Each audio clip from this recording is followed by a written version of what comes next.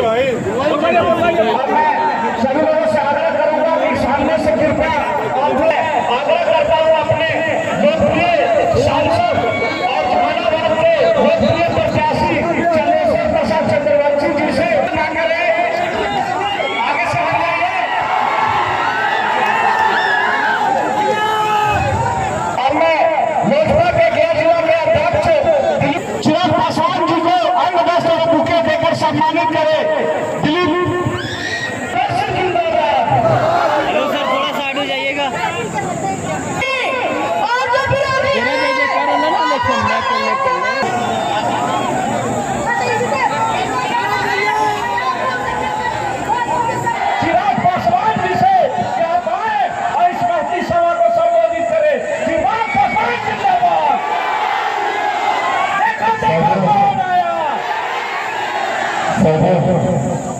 आज 2 घंटे बाकी रह गए। 2 घंटे के बाद 2024 लोकसभा चुनाव प्रचार थम जाएगा। पर जितना प्रचार हुआ और इन 6 चरणों में जो मतदान हुआ, ये महत्वपूर्ण जानकारी आप लोगों के साथ साझा करके आया। पिछले 6 चरण के मतदानों में एक बात तय है, एक बात स्पष्ट है कि हमारे मौजूदा प्रधानमंत्री आदरणीय नरेंद्र मोदी जी तीसरी बार देश के प्रधानमंत्री बनने जा रहे हैं, इसमें कोई संदेह नहीं।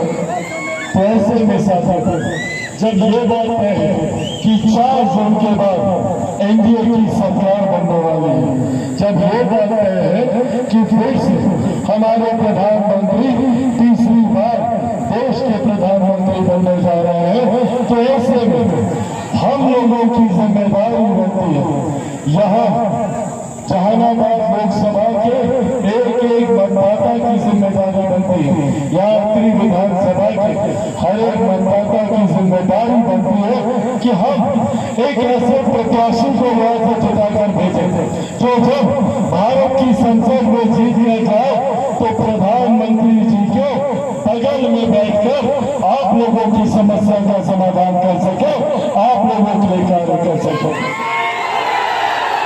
साथियों, अगर गलती से कोई और अगर चुना जाता है तो 5 साल तक यही बहाना चलेगा कि सरकार हमारे गठबंधन की नहीं है, हम लोग काम नहीं करा पाता। ऐसे में हम लोगों के पास एक ऐसे अनुभवी व्यक्ति है जिनके क्षेत्र की समस्या की जानकारी है, इसीलिए आज मैं आग्रह करने आप लोगों के बीच आया कि जहाँ एक तरफ हमारे प्रधानमंत्री जी हमारे देश को विकास की राह पर आगे लेकर जा रहे हैं, जहाँ हम लोगों की अर्थव्यवस्था को मजबूत करके प्रति व्यक्ति आय में इजाफा करने का काम कर रहे हैं। पिछले 10 सालों में 25 करोड़ से ज्यादा लोगों को गरीबी रेखा से बाहर निकालने का काम हमारे प्रधानमंत्री नरेंद्र मोदी जी ने किया। जहाँ एक तरफ महिलाओं के सम्मान के लिए शौचालय बनाने का काम किया, उज्ज्वला के माध्यम से हमारे प्रधानमंत्री जी ने घर घर गैस पहुंचाने का काम किया। इससे पहले जब घर पे कोई बीमारी आती थी तो हम लोग अपनी जमीन की कीमत नहीं करते थे। ये वही लोग है जो 90 के दशक में लाठी में तेल पिलाने का काम करते थे। ये वही लोग हैं जो नौकरी के बदले हम लोगों की जमीन हथियाने का काम करते थे। ये वही लोग हैं जो खेतों में लाल झंडा गाड़ के हम लोगों की जमीन पर कब्जा करने का काम करते थे, सरेआम निसंदेह कराने का काम करते थे। आज साथियों, ये लोग एक विधिवत तरीके से योजना बना रहे कि कैसे अब कानूनी तौर पर ये लोग हम लोग की जमीन हटा सके। आज अगर कांग्रेस राजद वालों का लोग जीतता है तो विरासत पर कर ये कानून ये लोग वालों की सोच रखते हैं। क्या है ये कानून?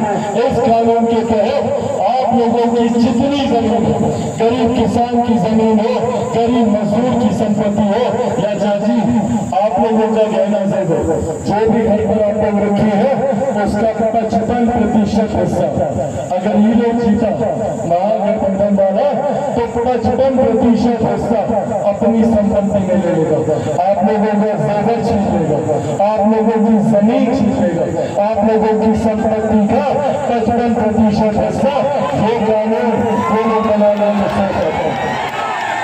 और इस बात को छुपाने के लिए झूठ बोला जाता है, कहा जाता है कि संविधान को खतरा है, आरक्षण को खतरा है, लोकतंत्र को खतरा है। साथियों, आज यहाँ आप लोगों के सामने मैं मेरे नेता, मेरे पिता आदरणीय रामविलास पासवान जी के संघर्षों की कसम खाकर ये वादा आप लोगों से करके जाता हूँ, ये वादा आप लोगों से करके जाता है कि जब तक चिराग पासवान जिंदा है, न आरक्षण को कोई खतरा है, न संविधान को कोई खतरा है।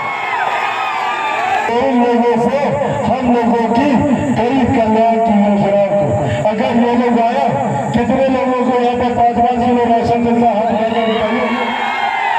अनाज मिल जाएगा, मिलता है ना? सब बंद हो जाएगा, कोई अनाज नहीं मिलेगा।